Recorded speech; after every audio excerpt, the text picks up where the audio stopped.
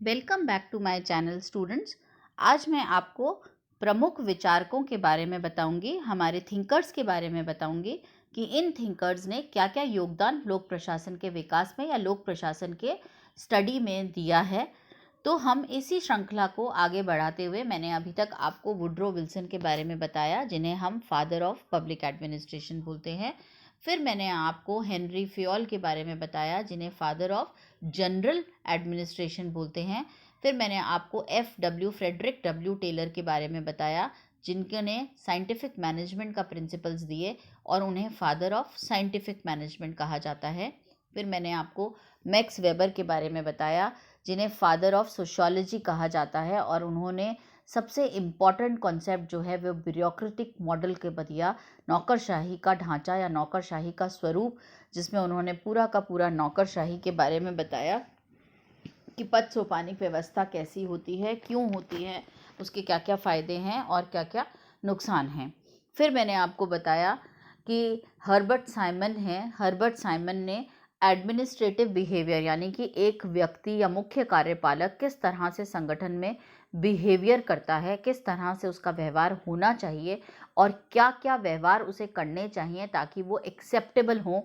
तो उन्होंने उसके बारे में बताया कि हर्बर्ट साइमन ने एडमिनिस्ट्रेटिव बिहेवियर नाम की किताब लिखी। हर्बर्ट साइमन ने फंक्शंस ऑफ एग्जीक्यूटिव के बारे में बताया। हर्बर्ट साइमन ने डिसीजन मेकिंग निर्णय प्रक्रिया के बारे में बताया और उन्होंने कहा कि ये जितने भी प्रिंसिपल्स हैं वो कहावतें हैं। हेनरी फ्योल ने 14 प्रिंसिपल्स ऑफ मैनेजमेंट दिए और 6 प्रिंसिपल्स ऑफ फंक्शंस दिए। इसी तरह से लूथर गुलिक और उर्विक ने पोस्ट कॉप का एक्रोनिम दिया कि पोस्ट कॉप के ज़रिए हम सारा का सारा कार्य जो है वो कर सकते हैं। अब आगे बढ़े हम, तो आज मैं आप लोगों को बहुत ही इम्पॉर्टेंट चीज़ बताऊंगी जिसको ह्यूमन रिलेशंस थ्योरी बोलते हैं। जब आप एवोल्यूशन पढ़ोगे तब भी आपको इसमें बताऊंगी, तो आपको ईजिली समझ में आ जाएगा कि एक पब्लिक एडमिनिस्ट्रेशन को हम कहते हैं कि ये ना तो पूरा का पूरा विज्ञान है, ना ये पूरी की पूरी कला है, ये एक सामाजिक विज्ञान है। सामाजिक विज्ञान का क्या मतलब होता है कि विज्ञान के सारे प्रिंसिपल्स तो अप्लाइड हैं, लेकिन क्योंकि व्यक्ति एक सामाजिक प्राणी है और वह समाज को लेकर चलना चाहता है, समाज का पार्ट बनना चाहता है और समाज के अंदर रहना चाहता है और चाहता है कि जिस समाज में वो रहता है वहाँ उसकी पूछ हो, वहाँ के व्यक्ति उसको एक्सेप्ट करें, अपनाएं और उसे अपने साथ मिलजुल कर लेकर चलें। तो उन्होंने ये कॉन्सेप्ट दिया और इस कॉन्सेप्ट के अंदर ये सब बताया। तो आज हम ह्यूमन रिलेशन स्कूल या एल्टन मेयो के बारे में पढ़ेंगे, जिन्होंने अपने एक्सपेरिमेंट्स करने के बाद हमारे को ये थ्योरी दी कि ह्यूमन्स के जो रिलेशन हैं, व्यक्ति एक सामाजिक प्राणी जो है और उसके जो आपस में समाज के अंदर या व्यक्तियों से जो उसके रिलेशन हैं वो बहुत ही महत्वपूर्ण है और वह सबसे ज़्यादा व्यक्ति को प्रेरणा देते हैं, या एक व्यक्ति के कार्य करने की प्रणाली जो है वो इस पे डिपेंड करती है कि उसके दूसरे समाज में जो व्यक्ति कार्यरत हैं उनसे उसका क्या रिलेशन है और वह समाज के प्रति अपना क्या उत्तरदायित्व समझता है। तो इसको मैं आगे बढ़ाते हुए आप लोगों को बताऊंगी। 1920 के अंदर शुरू में मैंने आपको बताया इस तरह का था, father of public administration Woodrow Wilson थे। फिर साइंटिफिक मैनेजमेंट आया। जितना भी आप ये समझिए पब्लिक एडमिनिस्ट्रेशन में ये डेवलपमेंट है, वो डेवलपमेंट क्या है जो फैक्ट्रीज में से आया। उस ज़माने में शुरू में ऐसे समझा जाता था कि व्यक्ति जो है वो एक साइकिल है और साइकिल का एक पार्ट है। जैसे मशीन है, हर एक चीज़ चल रही है, पैसा डल रहा है उसके अंदर, मशीन के डिफरेंट पार्ट से मशीन चल रही है, तो व्यक्ति को भी मशीन का ही एक पुर्जा या एक पार्ट समझा जाता था। सबसे पहले एल्टन मेयो जो हैं उन्होंने एक्सपेरिमेंट्स किए और उन्होंने ये ह्यूमन रिलेशन थ्योरी या human relation school of management thought की स्थापना करी। उन्होंने क्या किया, हॉथरॉन एक्सपेरिमेंट्स किए। करीब 10 या 12 साल तक ये एक्सपेरिमेंट चले और उन्होंने इन एक्सपेरिमेंट्स करके ये सब चीज़ें निकाली। क्या था, एक वेस्टर्न इलेक्ट्रिक कंपनी थी, हॉथरन प्लांट था, वेस्टर्न इलेक्ट्रिक कंपनी का हॉथरन प्लांट था। ठीक है, इसको याद रखिएगा। इसको हॉथरन एक्सपेरिमेंट्स के नाम से जानते हैं। ये एक फ़ोन बनाने वाली कंपनी थी जो इलेक्ट्रिक पार्ट्स बनाती थी। उस ज़माने में जो फ़ोन होते थे उसमें कई सारी छोटे छोटे पुर्जे लगते थे और ये सब चीज़ें उसके अंदर बनती थी। तो ये जो कंपनी थी वो लगातार कई एफर्ट्स करने के बाद, मतलब अपने जितने भी एम्प्लॉयज़ हैं उनको प्रेरणा देने के बाद भी, उनके लिए खूब सारी फैसिलिटीज़ भी प्राप्त करने के बाद भी, ये कंपनी हमेशा लॉस में जाती थी।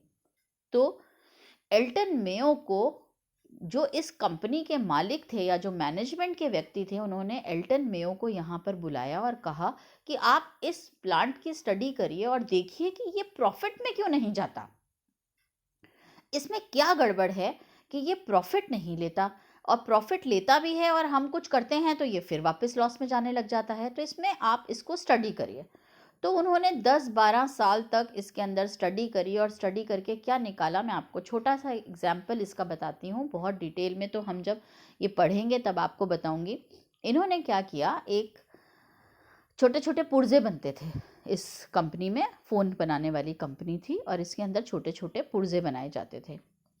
तो इन्होंने एक्सपेरिमेंट किया कि भाई ये प्रॉफिट में कैसे जाए। तो उन्होंने कहा प्रॉफिट में तब जाएगी जब एक व्यक्ति जितना भी काम कर रहा है उस काम से वो उसकी कैपेसिटी जो है वो बढ़े, तभी कॉस्ट कम होगी। तो इसके अंदर एक एक्सपेरिमेंट किया गया। इस एक्सपेरिमेंट में ये किया गया, व्यक्तियों को ये कहा गया कि जितने व्यक्ति ज़्यादा पार्ट बनाएंगे, जैसे मान लीजिए अमूमन रोज़ एक व्यक्ति 20 पार्ट बनाता था, तो इन्होंने कहा कि जो व्यक्ति 20 पार्ट बनाता है उसको तो उसके बराबर उसकी सैलरी मिलती है। मान लीजिए कोई व्यक्ति आज 5 पार्ट एक्स्ट्रा बनाएगा तो उसे उन 5 पार्टों के अलग से इंसेंटिव दिया जाएगा या बोनस दिया जाएगा या कुछ पैसा एक्स्ट्रा बनाया दिया जाएगा, जितने पार्ट वो बनाएगा उस पार्ट के मुकाबले।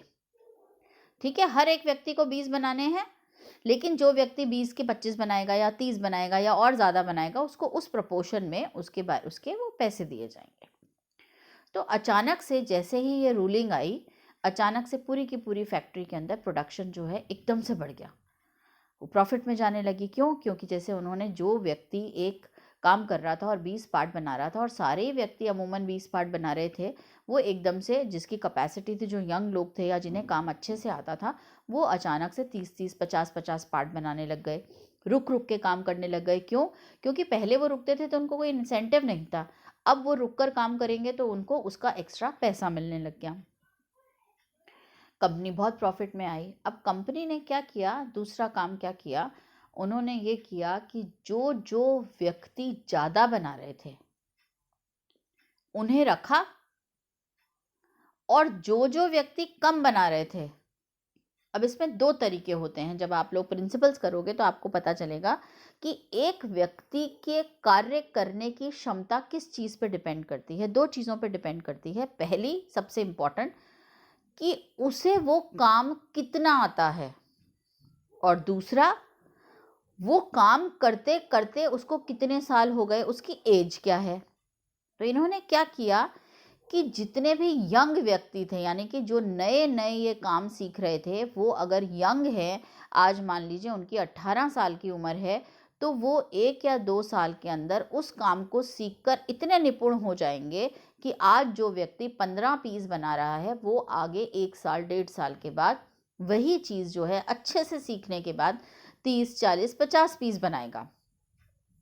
लेकिन जो व्यक्ति 20 साल से 30 साल से इस कंपनी में कार्यरत है और वह उस काम को अच्छे से जानता है, पर क्योंकि वह बूढ़ा हो गया, अब उसकी रिटायरमेंट की एज आने वाली है, तो उस व्यक्ति के कार्य क्षमता जो है वो थोड़ी कम हो जाती है। तो वह जब कम होने लगी तो उन्होंने क्या किया कि जितने भी व्यक्ति कम पार्ट बना रहे थे उसमें से जो व्यक्ति रिटायरमेंट के नज़दीक थे, सेवानिवृत्त होने वाले थे, उन सबको निकाल दिया। थोड़े टाइम तक ये चलता रहा और ये प्रोडक्शन बढ़ता रहा।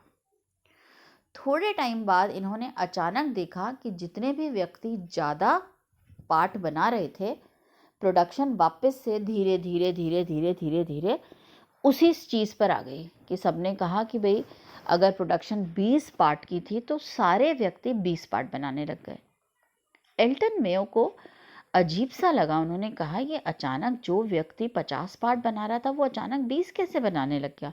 हमने तो इनको इंसेंटिव दिए, इनको एक्स्ट्रा पैसे दिए, उसके बावजूद भी नहीं है प्रोडक्शन बढ़ी है, अचानक से कैसे ग्राफ एकदम नीचे आ गया।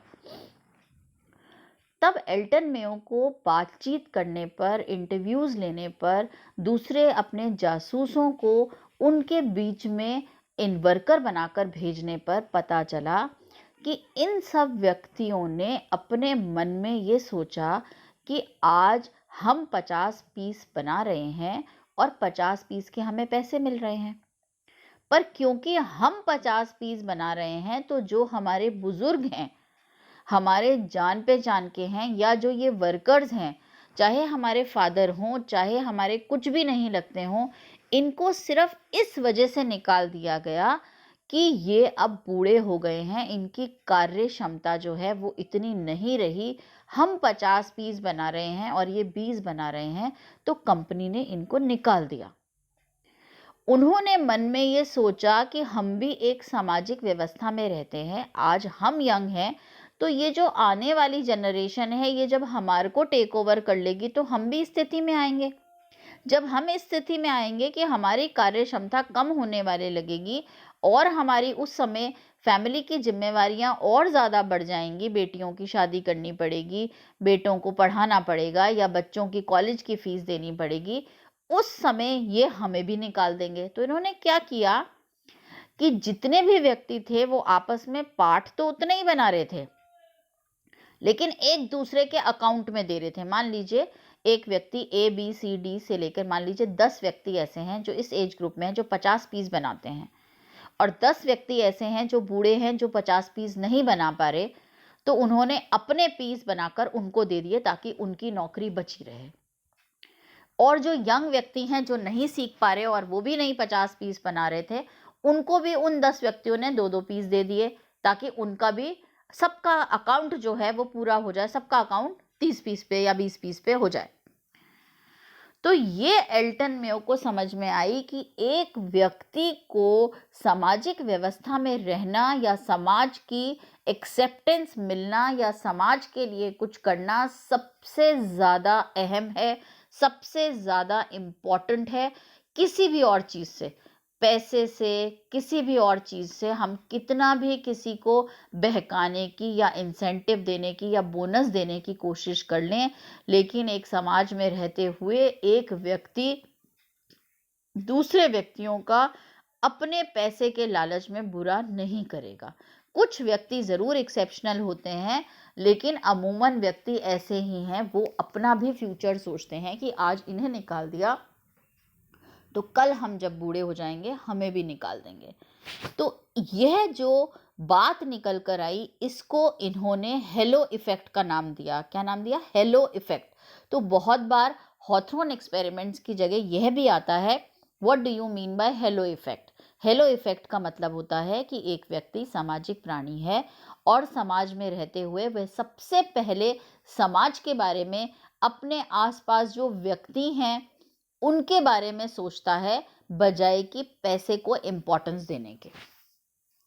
तो इसे ह्यूमन रिलेशंस यानी कि व्यक्तियों के आपसी संबंध का मैनेजमेंट थॉट बोलते हैं, कि इस तरह का विचार एल्टन मेयो ने दिया कि वेस्टर्न इलेक्ट्रिक कंपनी के अंदर उन्होंने सबसे पहले ये विचार दिया कि व्यक्ति जो है वो सामाजिक प्राणी है और उसे समाज में रहना, समाज के साथ चलना, ये सबसे ज़्यादा प्रिय है और सबसे ज़्यादा प्रेरणा या सबसे ज़्यादा मोटिवेशन उसे इसी से मिलती है।